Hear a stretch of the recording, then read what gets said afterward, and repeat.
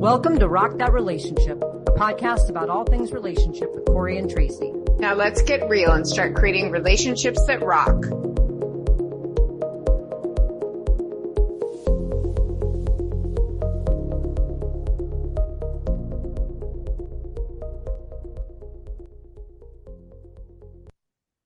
Hello, everyone, and welcome to Rock That Relationship.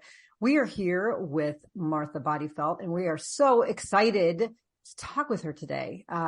This has been such an amazing season talking about dating because, as many of you have been listening along with Tracy and I talking about more of our, dating disasters and what not to do. It's actually nice to even it out with guests to share kind of what to do and maybe some ideas about how to go out there and, have some more productive dating than at least some of the stories that I've shared. So Martha, we are so excited to have you here today and, serendipitous that we found you. You have a great connection to Arizona, which I know Tracy and we are based in Arizona. So this is a lot of fun to have you here, on I think it's 112-degree day here. So, Martha, why don't you tell us a little bit about yourself, maybe your journey? How did you become a dating and relationship coach? Yeah, absolutely. So thank you, everybody. I'm really happy to be here. I am based in Washington, D.C., but I have huge family connections in Arizona. I spent a big chunk of my childhood there, went to university there. So love an Arizona moment, love an Arizona connection,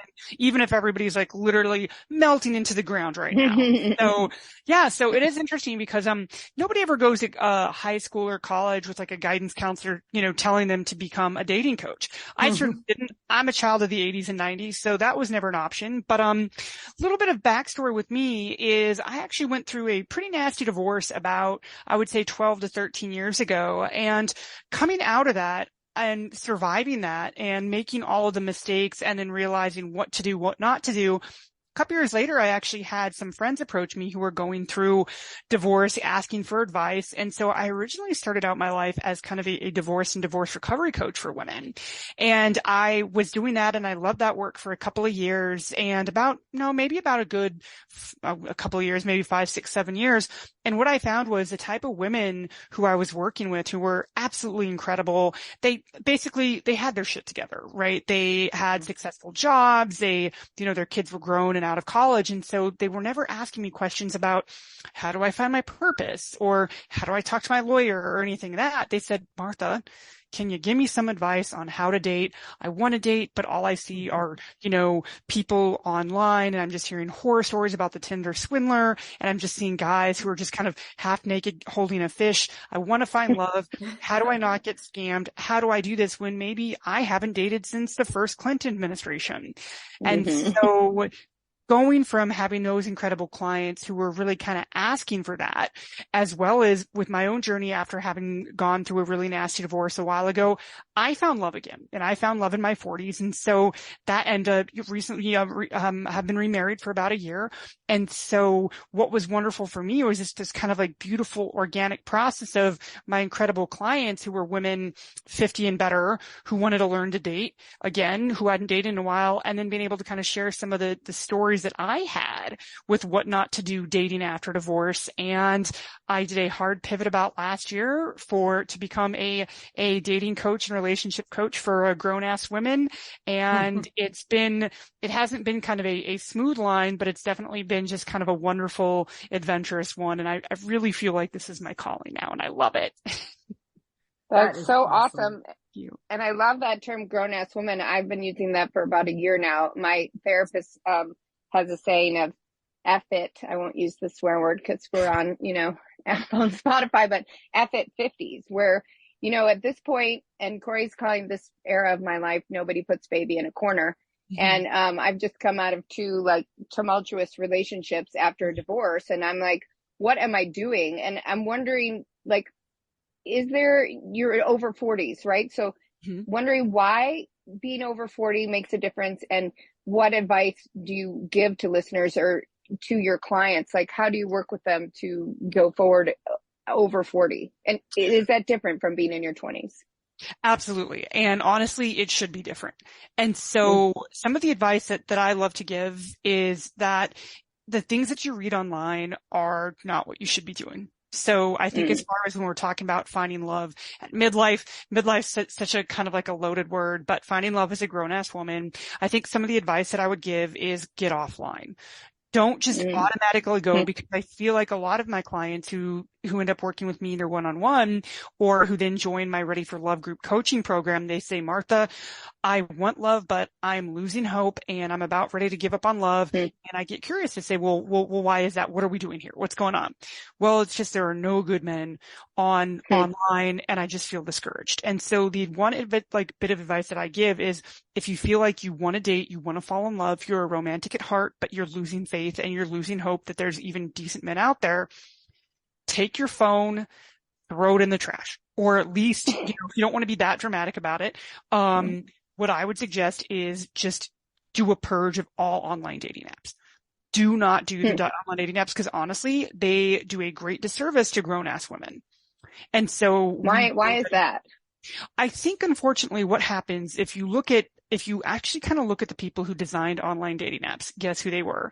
They were nerdy virginal guys who were living in their parents' basement, and they probably would be there still if they had not, discovered billion, trillion, gazillion dollar companies. And so you have to understand who was dating apps even created for. It was created for men who did not want to learn the social skills to go and talk naturally with women, to become friends with women. And so they actually turned it into kind of a video game format. Hey, wouldn't it actually be kind of fun to be able to, objectify women, objectify other people, and say yes, no, and kind of base somebody's whole personality and base, their ability to be a good partner in life just based on kind of a video game format, which actually online dating apps are. So that's so interesting. Can I just stop you for a second? Now, do you have any experience? Do you think this applies same for lesbians or gay men or other kind of, not just, man, woman kind of scenario? Yeah, absolutely. So I do work with many of my clients do come from the LGBTQIA plus community, and it is very similar when I do work with particularly with my lesbian clients. They have expressed to me it's the same thing, that they say, I'm trying to find online, and it's like, it just doesn't feel good. It feels like I'm being objectified. It feels like I'm being commodified. And so what I encourage all of my clients to do, regardless of the community that they're a member of, is what is it that you love to do? What is it that's making you feel incredible? And start from there. Some of my clients say, I've just been so wrapped up in work. Work has been crazy, but they think that the man of their dreams is going to just somehow kind of walk into Trader Joe's and sweep them off their feet. So some of the other advice I give is get the hell off the apps. Don't do it. Now, if you're having luck and you're actually having a good time with apps, okay, fine. But if that is the only thing that you are doing to find love and to meet people, knock it off. And so that's a bit of advice I would give. Another bit of advice I'd give is that if you think of, you wouldn't kind of invest all of your hard-earned money in crypto. No, that's for kind of weirdo scammers. You would diversify your investments, right? So why are you not looking at your dating strategy the exact same way? You have to diversify your dating portfolio. And so what does that mean? What does that mean? How do we diversify? Because I have the feeling about the apps too. I've done it. I met my wife on there and one of my partners, but I also feel kind of like ick when I get on there, and I feel like, oh my God, I'm just out there, as a commodity, right? And that's so embarrassing to me. It's like Amazon. It's like shopping. That's what I always feel like. It's shopping. Exactly. Someone's shopping for me. Are they looking at my reviews? I mean, come on. Exactly. Are they judging you if you accidentally put, Y-O-U-R instead of Y-O-U''ER? Okay, I'm the type of person who judges people who do that. I do too. I do too. Exactly. I do too. Exactly. So what I like to suggest is, when we're taking a look at, diversifying your dating portfolio, this is kind of, what I like to do when I work with my clients, is we get very, very customized in that. But to kind of have a general idea is, where do you like to go? What are the things that, and this is going to be different for everybody, right? Where do you like to go? What are the things that make you feel excited? What are the things that make you feel curious? What are things that just kind of bring out your best self? How much time can you dedicate to that and do those things that feel good? And then putting that vis-a-vis, if that is going to be just kind of, okay, the place that makes me feel the most alive is my Oprah book club. But then you have to kind of transpose it with, where could you actually find eligible partners? Right. So if you Yeah, are if you're a straight lady in Oprah's book club, you're probably not going to meet your man in Oprah's book club. Exactly. Or there's going to be 90% of the women are going for that one guy if he's in there, right? Exactly. Exactly. So it is kind of thinking about, and this is kind of a customized thing that I do as part of my Ready for Love program when my clients work with me, is getting that blueprint of how do we customize? What are the things that make you feel the most alive, that you're excited about? What are the things that you could actually integrate into your schedule and make a priority, as well as what does that look like as far as meeting people there? And so that might not be okay if you are going to, a place and you're like, well, I don't see a lot of single guys there. That's not to say don't give up, because we also have to think of the power of loose connections. Are there people there who you could become really good friends with? Because guess what? Those people that you become good friends with know single guys. They have coworkers that they like. They have, maybe a brother who, who's ready to date again. They have a cousin, or they have a friend of a friend, or they have a great neighbor. So it is looking at really kind of understanding and embracing and incorporating these kind of social structures that I know, because we live kind of like in a post-capitalist like dystopia after COVID. But what are these very kind of social things that we can do that make us feel good? It doesn't have to be a crowded bar if you don't want it to. And just making connections with people. It seems that we have forgotten how to do that. And that's the most basic thing. So it's part of the beautiful work that I get to do with these wonderful women and other clients that I work with, is figuring out what really makes them feel alive. And you think, well, Martha, if someone's coming to you for dating and relationship coaching, why is it that you're telling them how to, go and revisit these old hobbies, or go and, talk to 5 different people in the weekend? Because that is the foundation to learn how to date successfully. And so sometimes those are skills that we've lost, especially in the past, 3 years or whatnot. And getting back to those skills of feeling good, being out and about by yourself. And if you're like, well, I'm still shy, but doing things that you absolutely love is going to make you feel more confident. And when you feel more confident, you're going to radiate energy. When you radiate energy, that is that kind of like attraction that is going to attract wonderful people to you to get to know you better. And to then hopefully, maybe who knows, go on a date, or introducing you to people that maybe that you'd want to date. So that, I think, is the advice I would give women who are just kind of ready to give up, is just completely get rid of all the dating apps. They are not serving you. Go and get in touch with the things that actually you really love to do, that you're curious about, and maybe even revisit things that you haven't done in a while that are still speaking to your heart. And don't be afraid to talk to people when you're there. And it doesn't have to be, I'm not going to talk to anybody unless they're going to be my future ex-husband. No. That's not what we're talking about. Just practice the art of conversation, which unfortunately we seem to be missing anymore. But you have to learn how to talk to people if you want to go out to meet and date incredible people. Yeah. Great well, and advice. I think about that with Tracy. She's a major connector. Like, we'll be standing and waiting for a bus or something, and she'll have already Facebook friended 4 people there and connect. And then they connect her to somebody else. And then she's like, did you know that the person I met at the bus stop has a vegan cousin who has a friend in Seattle that I'm going to go visit on Thursday? And I'm like, what on earth just happened? But it is true, because when you're talking about those loose connections, right? It's this idea that somebody knows somebody who knows somebody. And there is just something about, you're right, kind of being in your, almost like your natural habitat, right? When you're, I met my current partner on a hike. I wasn't even looking to meet anybody. And I went hiking. I love hiking. I wasn't even looking around, and then all of a sudden we just connected. And it was really funny, because it was in a time that I was just binging dating apps, and I put all my eggs in that basket. And then it was I was so focused on the dating apps that when I got to this hike, I hardly noticed, right? And then it was oh my gosh, really, here's a real connection right next to me. Absolutely. And I met my now husband at a software conference. And so it is just understanding that, and thinking about, in times past, there were people who met and fell in love and introduced people to other people all the time without the use of apps. And the world was able to procreate before, and people fell in love and fell out of love and dated and found new people well before apps ever existed. And it is reminding ourselves that that is possible, and that can actually even be preferable than commodifying one another through dating apps. And so I don't know, honestly, I don't even know why we've forgotten that. Because if you think about, we just kind of like get into this kind of groove of, you know what, I'm going to buy some more tampons for some of us who are still menstruating, right? But I'm, you know, on Amazon, may as well just click and put somebody, you know, in my back. Like, it's just, I don't know. It's insane to me that this has just become the default when it doesn't have to be. It can be a slice of your dating pie, but it should not be the whole damn thing, or you're setting yourself up for disappointment. Well, that's what I like that you said it should be a slice, because number one, it does really give you a lot of good information about what's out there in the world. And Corey and I had a whole podcast that we recorded about, basically at first I'm like, oh, these people should have a dating coach. And then I was like, no, they shouldn't, because we should see the reality. If they're going to show their hoarder house, we need to see it up front. If they're going to put themselves in these weird positions, I want to know right up front. Right. And it is quite frightening sometimes, but I ended up getting married out of it. I met someone I really loved out of it. And although I do feel so queasy, and so I happen to be single right now, I'm about to do one of those speed dating events, you know, tomorrow actually. Yeah, and I don't want to be on the apps again, not because I object to them. I mean, I've moved all over, I've lived around the world. And so I find, you know, like I'm a Facebook fanatic.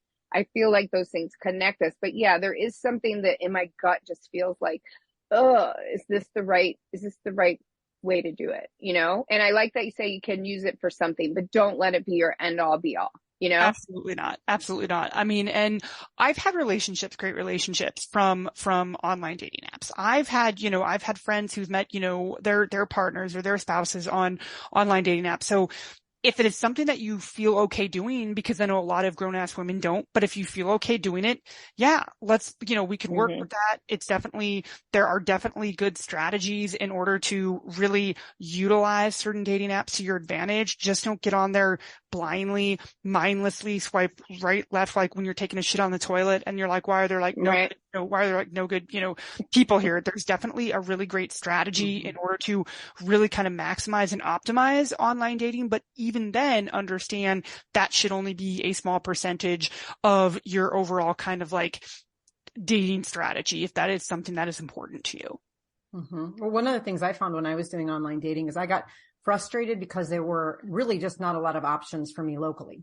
I mean, as a lesbian, there were 3 people that popped up. I paid a lot of money for this app, and I'm like, there are 3 people. One of them was clearly a fake profile. The second one I went on a date with, and the third one disappeared off the site. So I was like, okay. So I got really frustrated and I felt bad, right? I felt like I'm finally going to get online and that's where I'm going to meet someone. And then I didn't. And then so what I did is this horrible thing, which was I deleted my geographic parameters so that I would feel good about myself. And then and then I got like 1,000 hits, which was so the dopamine. I mean, I was just, this is just so great, except that what am I going to do? And I ended up creating connections with someone out on the East Coast. I ended up creating connections with someone in Minnesota, and it was all over the place. And then the reality hit, and I'm like, is that the connection that I want? Right. It feels good right now, but it's not feasible. So when you talk about meeting people in real life, that part of it is like, well, I want to meet people locally because I want to live locally and I want to date locally. And I know that I got kind of suckered into that feeling of wanting that constant, you know, kind of hit of happiness.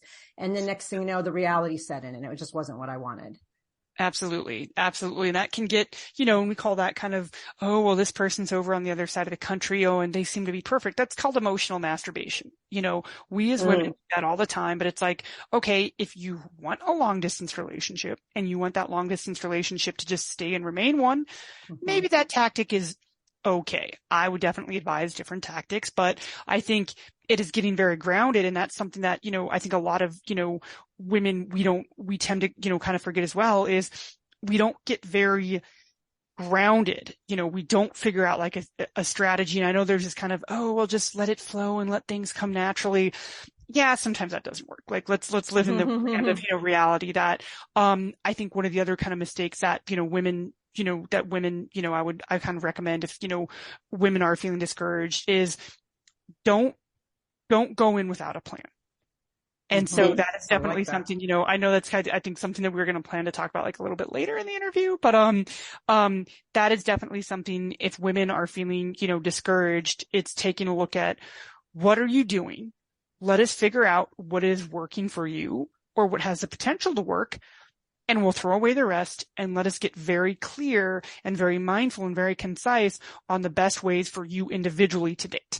And it's not just, oh, sign up, look, be confident, wear red lipstick and just look cute, say yes to everything. I'm like, no, these are not, let's not do that, because you know what happens when people do that? They end up dead. Okay. So like, let's actually have a plan that works for grown ass women.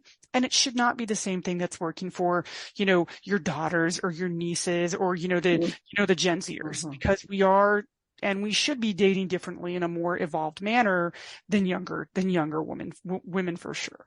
Well, here's something interesting. A friend of mine has just she's in a divorce and they're separated and everything. And I was like, just please wait to date until you really are moved along, like until you are actually happy and you feel happy.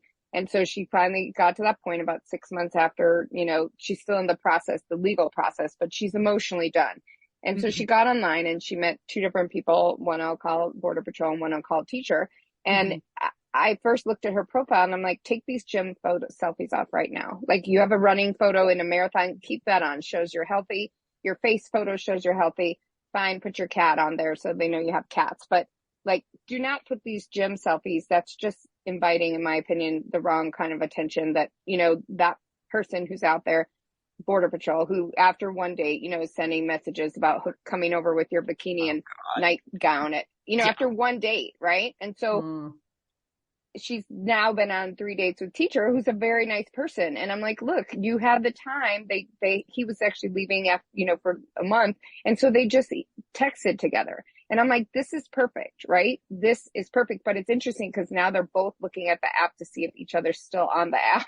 And she's like, is it too soon to get off the app? And I said, yeah. And just be honest and be upfront about everything. Like it is the games. Like, it's okay to say like, hey, I like you. I want to see where this goes. And I'm going to just, I think match you can't cut off. You're like on there for 6 months. But here's my feeling also about the apps is like, how many different apps are there? There's like 30 or 40. And so it's like, oh my goodness, even if there is somebody out there, who knows you're going to be on the same app, right? And I agree with Corey. Like, I mean, I'm more willing to move. Corey's not willing to move. And she didn't go into the whole story, but a week before she met that person at the hike, she literally had written down everything she wanted in a person. And the person materialized. She had just moved back to Tucson. It was unbelievable. Like it's like the list of what she wanted materialized in front of her.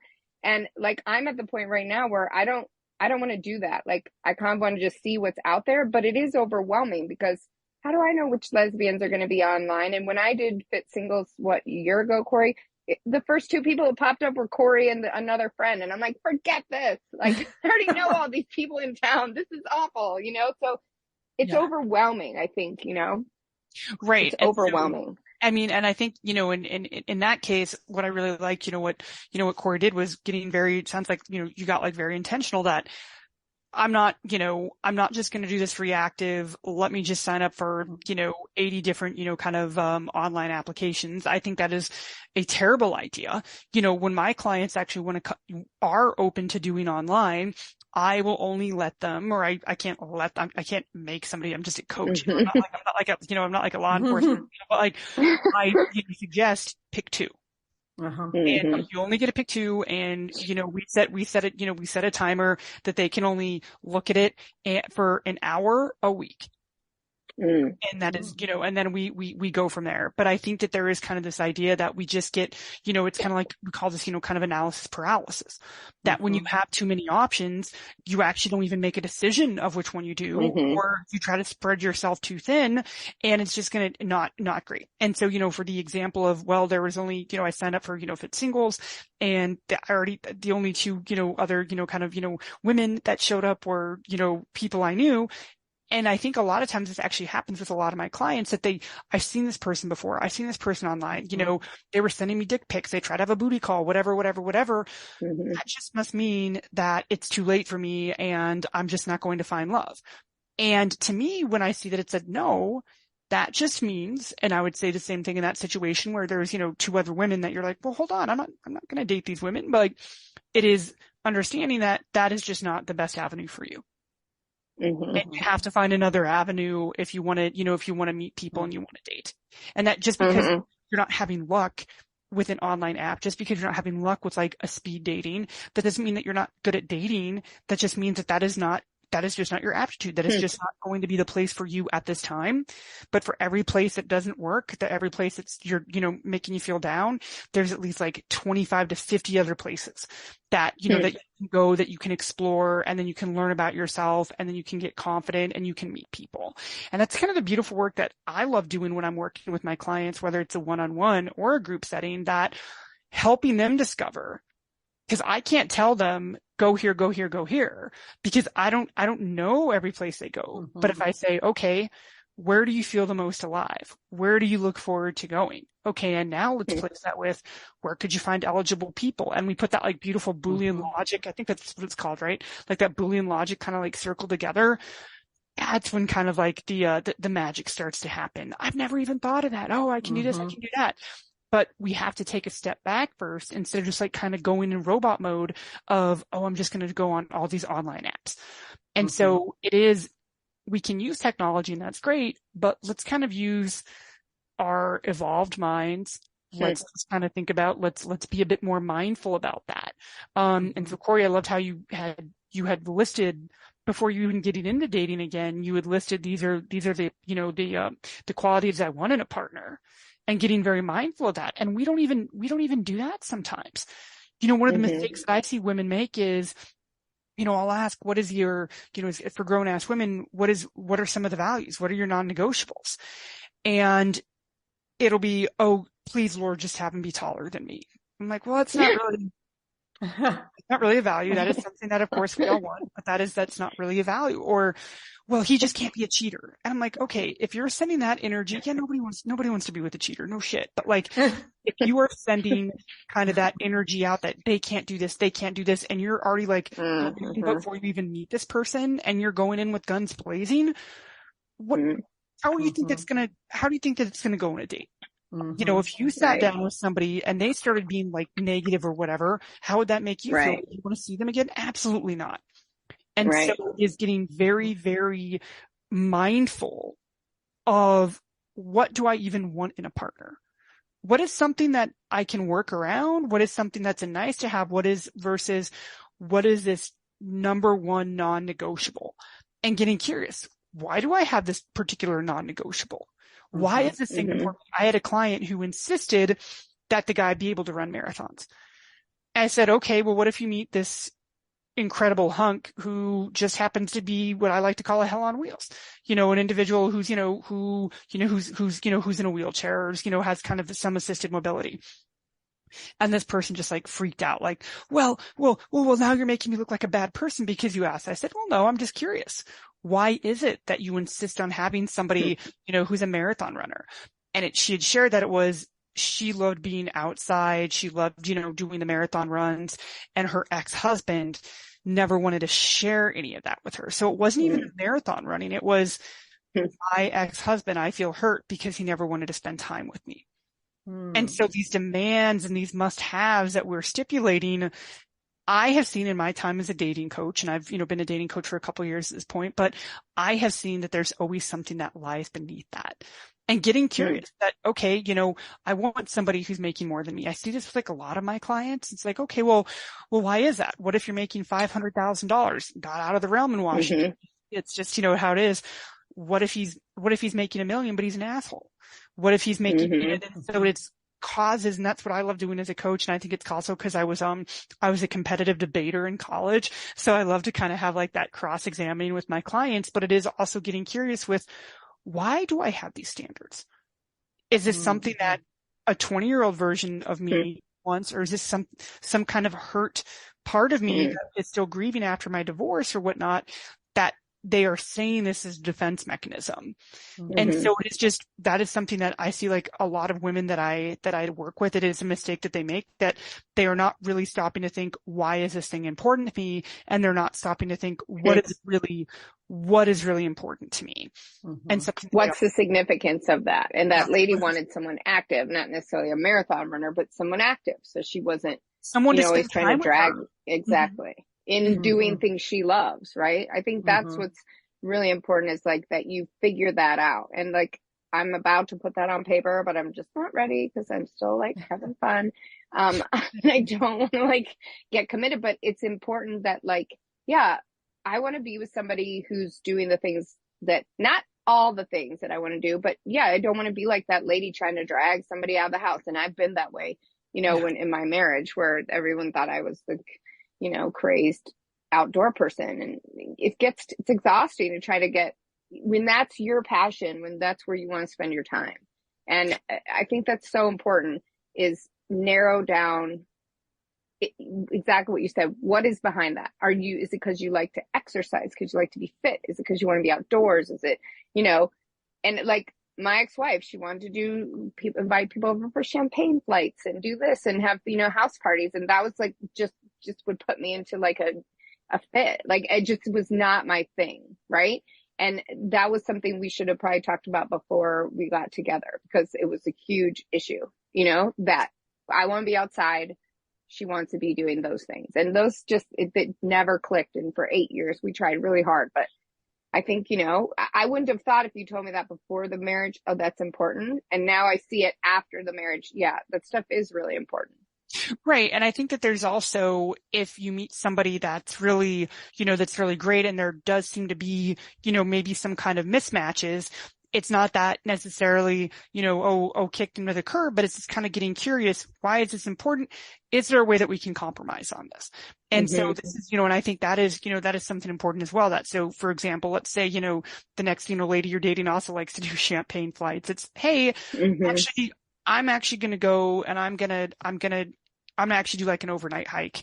I'm going to go and do this instead. Celebrate with your friends who actually like doing this, but that's just, don't bring me into it. And so that's the thing too, I think with and I think Esther Perel was talking about this, but there's, I think something that we make mistakes with as well is when we're dating and we're getting into serious relationships, is that we expect our partners to be our be all end all and every single thing for us.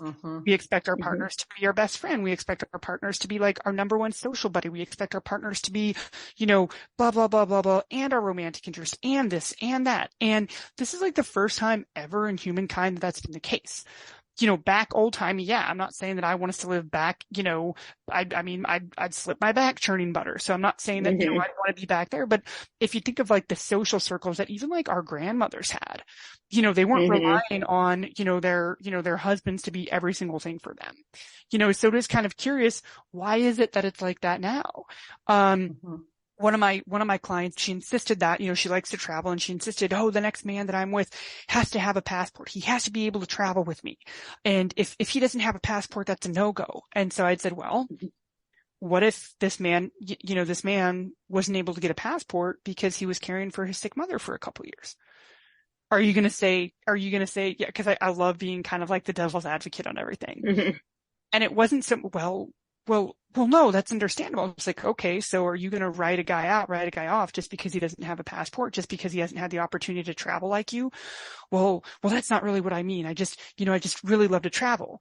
But then it's kind of like, okay, is it though that you just want somebody to be intellectually curious and open to travel? Is that, and so it's kind of like looking at that. Just because our partner doesn't like doing a certain thing is that main kind of overarching kind of idea, like a sense of curiosity. Usually if somebody says, well, they have to love to travel. I love to travel, but I like to travel alone.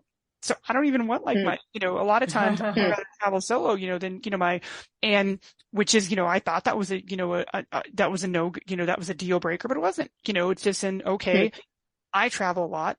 I love actually the fact that, my husband is here kind of running that, running the show, and so it is kind of getting very grounded in really understanding what are deal breakers, but what are some things that you do to kind of meet somebody halfway. And if there is just kind of a no-go, it's okay. How do we work around that? Is it, the partner has a champagne flight with the girlfriends and then you go on a hiking trip or whatever, but it is really knowing what is a deal breaker for you. And we just have not really had, none of us really have had kind of like the luxury to really stop and think that through. Because nobody ever taught us. Like, I don't know about your guys' mothers, but I was never taught any of this. There was no dating 101. There was never, the keys to a successful relationship 101, like was when I was in college. But I feel like what's wonderful about dating and doing this type of work now as grown-ass women is we know these nuances. is we have these backstories. We have this wealth of experiences that we can bring to kind of mold and shape the story of what we want with our lives and with our romantic partners moving forward. Well, and even when you talk about not having like that dating, I don't know, dating advice or coaching, it's, it's always been, there's a lot of pressure societally to be partnered. And so it's almost like there's not even the idea that you might take a break between people and just want to be single for your own self there's a societal kind of view that that's not really a good thing. And so I think sometimes people will rush from one relationship to the next. And, I've had this situation where I got out of a relationship and I was processing prior breakups because I finally let myself have a minute to think. And I was like, wait a minute. And I could see patterns and I could see things that I compromised. I saw pendulum swinging where I went for someone who was exactly opposite of what I had, which wasn't the solution either. But it was like taking just a moment to breathe. And that was helpful. Absolutely. Absolutely. And I think that that's critical. And it's interesting because when I do launch my Ready for Love group coaching, my group coaching program, and I launch it twice a year, the one component is to sign up, you have to like dedicate or promise that you are not going to date for at least 4 months. Wow. Because that 4 months of my coaching program, I want my clients to 100% focus on themselves, because that is the stuff that we're talking about. What are some of those patterns? What are some of the reasons that, you think that, what part did maybe you play in a relationship that didn't make you feel good? What are some of these limiting beliefs that you think you are carrying? What are these things that you're doing to self-sabotage that are maybe jeopardizing future relationships? What are things that you are doing that no longer serve you? And you know what? Nobody's looking at that when they're in another relationship, because they're so caught up like in the romance and the, us together, that we're not looking at what do I need to change? What behaviors do I need to fix in myself? What are the types of folks that I'm being attracted to that no longer serve me? Why am I attracted to these type of people? Because everybody has a type. Well, how is that type helping you if you're single and heartbroken all the time? Because you're dating that person. And so with Ready for Love, that is a lot of the stuff that we actually really dig into, is understanding that, so you're not making those mistakes moving forward and becoming jaded and cynical. But I am 100% for, after a breakup, not dating for a while. Because I think we as women, we're so focused on helping everybody and caring for everybody that this time when you're single is this incredible time for you to focus on you. And society doesn't really help women do that. I think it's getting better, but we don't ever get to do that, because we're in this, you have to be the mom, you have to be the sister, you have to be partner, you have to be, blah, blah, blah, blah, blah, blah, blah, blah, instead of just being you and focusing on what you want. So I am 100% pro not dating after a breakup or a divorce, and taking that time to just spend that time getting to know you better. Because when you really know yourself, you're going to be able to really kind of have a better time, like attracting like a partner that is aligned with you, versus just kind of like from some scarcity kind of mindset of, they like me, so I guess I'm going to like them. Let's not do that. We're too good for that. Right. Well, one of the things that, we saw on some of your profile stuff was this idea of dating DNA. I'm just curious, what is dating DNA? How does it work? Yeah. So dating DNA is something that I really teach my clients, whether it is in the group coaching Ready for Love program or whether it's in a one-on-one container with me. And so dating DNA is the opportunity, and it goes into 3 different parts. It's a framework. That the first part of the dating DNA, and I think I kind of cheated my way through AP biology. So I'm just trying to envision what like a DNA like double helix looks like. But like, first part of that is that it is really getting clarity. So there's 3 components: clarity, confidence, and connection. So that first part of the dating DNA is clarity. And clarity is really discovering what are reasons that breakups have occurred in my life. How did I contribute to that? If not, how did I act in relationships that didn't serve me? Was I being a person that didn't make me feel good? Why was I being that person who didn't make me feel good? What are some limiting beliefs that I'm carrying? And that's the thing, whenever we're stuck, that's a lot of women, we carry limiting beliefs like, I'm not worthy of love. It is too late for me. Those are some of the most common limiting beliefs that women have. And, then also, what are ways that maybe I am performing self-sabotage? And so having that complete clarity on maybe what contributes to us not being successful dating, that's a great first step. And that's the first part of the dating DNA process. The second is the confidence, understanding the unique things that you bring to the table as an evolved, mature, grown-ass woman. How is it relationships are actually going to be great for you now that you have a chance to start over at 40, 50 and better? Understanding what your unique human design is. And that's something that I go into with my clients, that actually, because not everybody is going to approach and date the same. So figuring out what is your unique human design and how you can actually use that as a superpower to help you date better and help you find and experience the love that you desire. Getting very clear on what your values are, what your nice to haves are, and what your complete non-negotiables are before you even set foot like at a mixer, or before you set foot at some kind of, and really understanding what that is. Because if you're not very grounded in that, you're going to go like a plastic bag in the wind and not really kind of be confident in how you want to bring yourself to the table when you date again. And so that's the second part. And the third part, which is the most fun part of the dating DNA, is connection. Now, we talked previously about how online dating can just be kind of like a shit show and not like a fun Tijuana type of shit show. And so what we go in with like the connection part of the dating DNA is really understanding what is the best way for you as a grown-ass woman to date outside of apps, because you can successfully date and find and experience incredible love without ever having to download a dating app again, and getting very grounded in where is it that you can find and attract great people?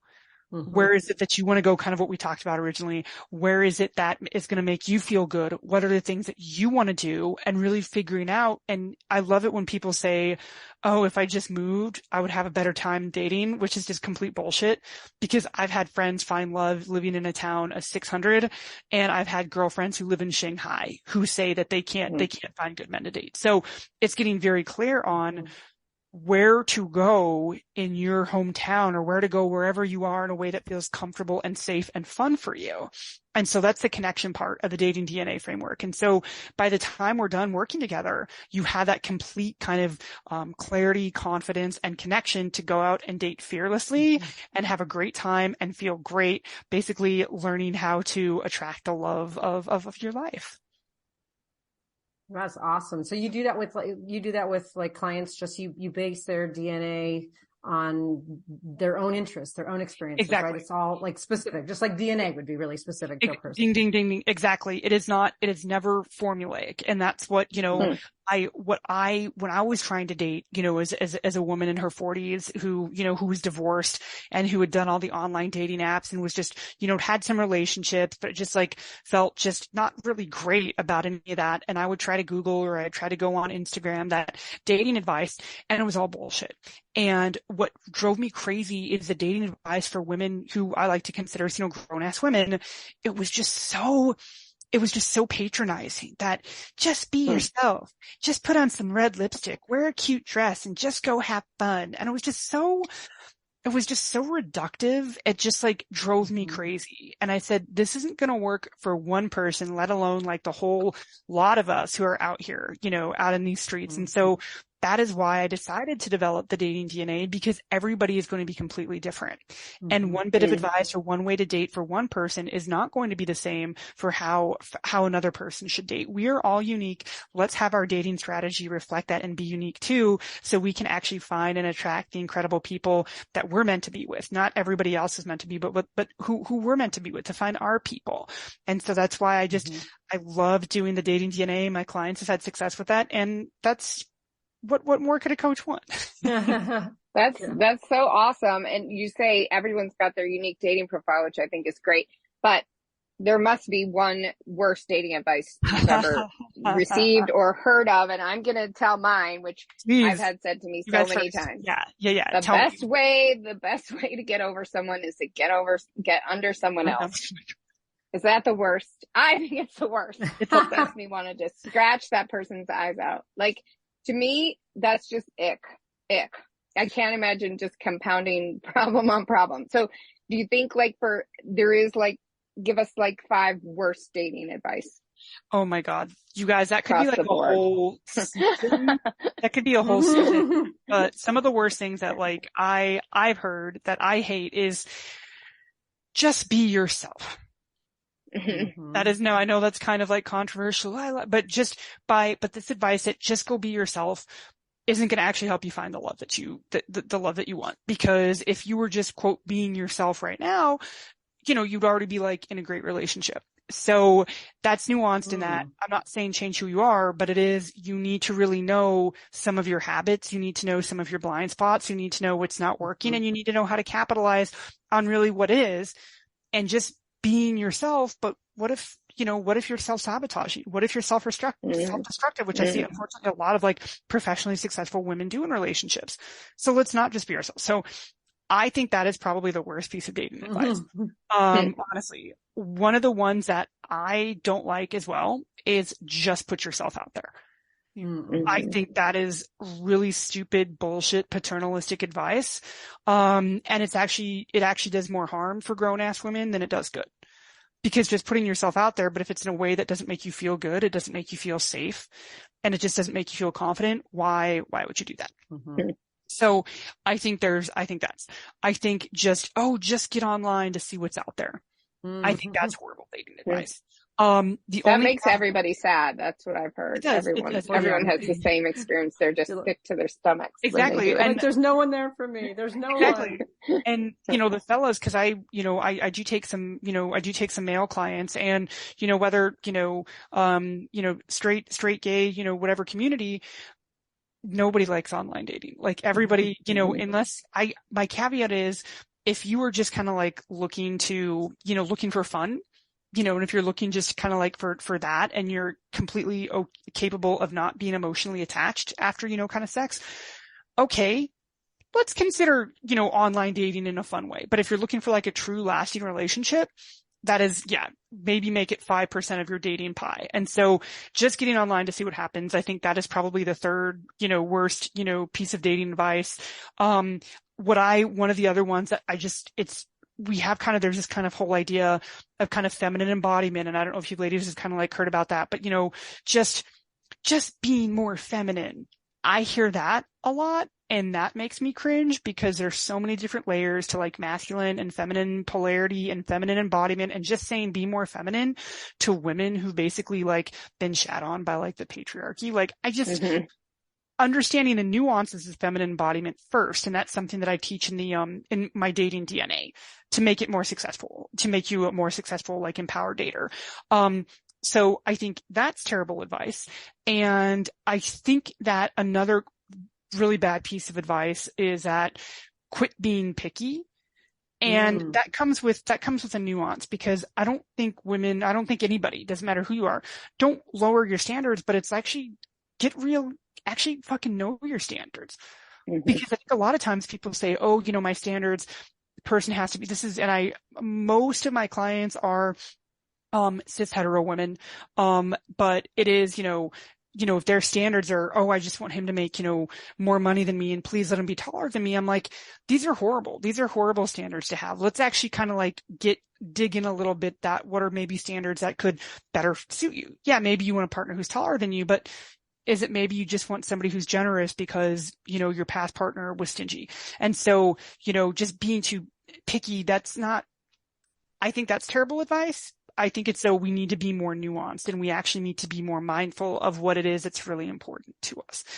So there you have it, you guys. Those are great. And I have to say, no one's ever told me to be more feminine. I am a soft butch, so that would be pretty lame. I'm lucky to have never gotten that advice, and that would be laughable if anyone ever looked at me and said that to me.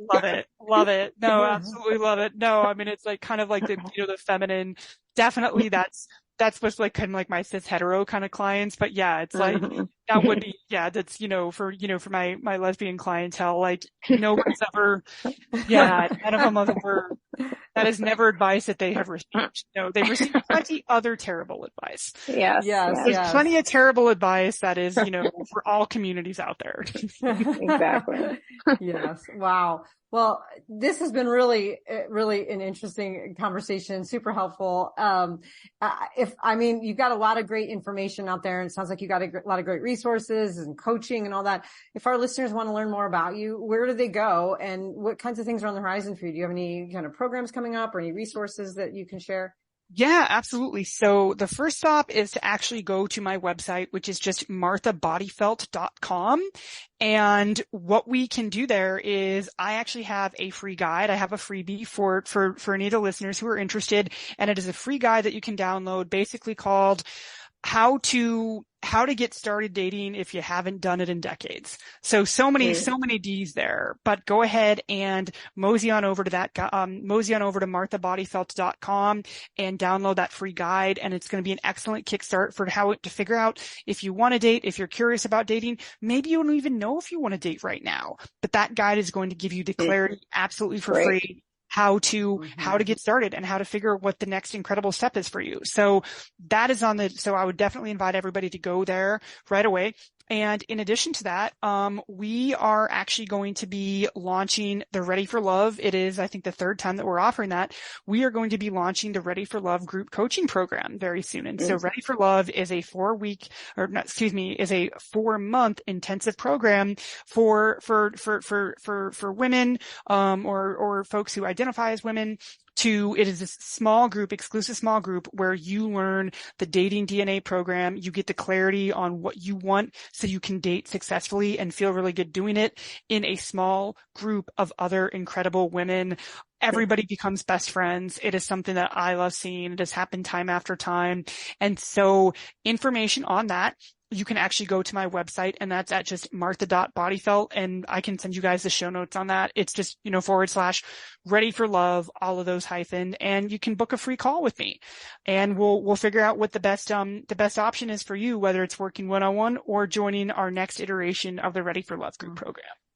And you mentioned you're in DC, but I assume you do everything, or can do. I assume everything's online, Zoom, everything. God bless technology. I know we literally spent like the past hour talking shit about, technology. However, two ideas can coexist. And so, everything we do it on Zoom. I have a clients who literally are one metro stop away from me. I have clients on the other side of the world. And so we are only bound by our ability to get up at 3 a.m. to work together. So everybody's welcome. There's, definitely, I think the only caveat is being willing to make behavioral changes in yourself so you can have the type of love that you frankly deserve.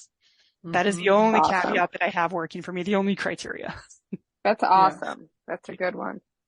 Excellent. Well, Martha, thank you so much again for being on here. We're really excited to just have this perspective. It's so fun talking to different guests because we always get so many great ideas and great viewpoints that we hadn't really considered, and it was great really to talk about.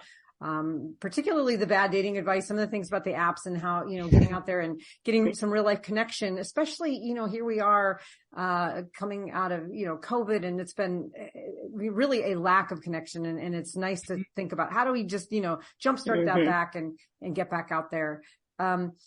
Anyways, we really appreciate you being on the show, and to all of our listeners out there, we hope that you go to the show notes. We'll put some of Martha's information in there so that you all have it and can, download her free guide and all of those things too. So, until our next episode, go out there and rock those relationships.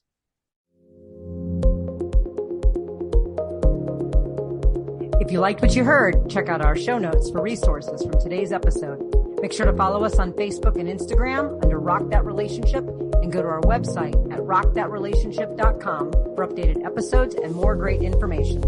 Thanks for listening. Now go rock those relationships.